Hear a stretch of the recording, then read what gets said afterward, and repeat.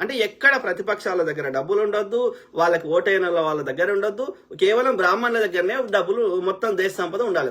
గుజరాతీ బ్రాహ్మణులు, లేదంటే గుజరాతీ నాయకులు, లేదంటే గుజరాతీ బనియాలు కదా. రైతులకు రుణాలు మాఫీ చేయడు, కానీ మళ్ళీ గుజరాతీ బనియాలందరికీ మాఫీ చేసిండు రుణాలు. మనం కట్టిన జిఎస్టీ ట్యాక్సులు తీసుకొని ఆ బలిసినలకు ఇచ్చిండు.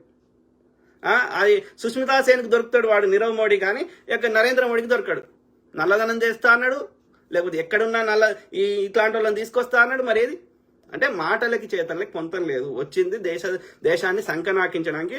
వీనాన్ని ఓడగుసు ఏ దేశ పొడ కూర్చుండి పెట్టిండు, భారతదేశం బాగుపడద్దని వీడు వాళ్ళకి తొత్తులుగా పనిచేస్తున్నాడు. ఇప్పుడు ఇన్ని దేశాల వాళ్ళు టారిఫ్లు వేస్తాము, ఇంకోటి వేస్తామంటే కూడా ఒక్క నోరు మెదుపుతలేడు వీడు. బేడీ లేచి పంపించినా, లేక సుంకాలు వేస్తామన్నా, ఏం చేస్తామన్నా, చైనా వాడు అక్కుపై చేసినా ఏం మెదుపుతలేడు. ఎందుకని వాళ్ళు ఈయన ఎడినా కొడుకు వీడు చెప్పినట్టు వింటాడు అని చెప్పి భారతదేశం నాశనం చేయడానికి వీనిడ కూర్చొని పెట్టిర్రు.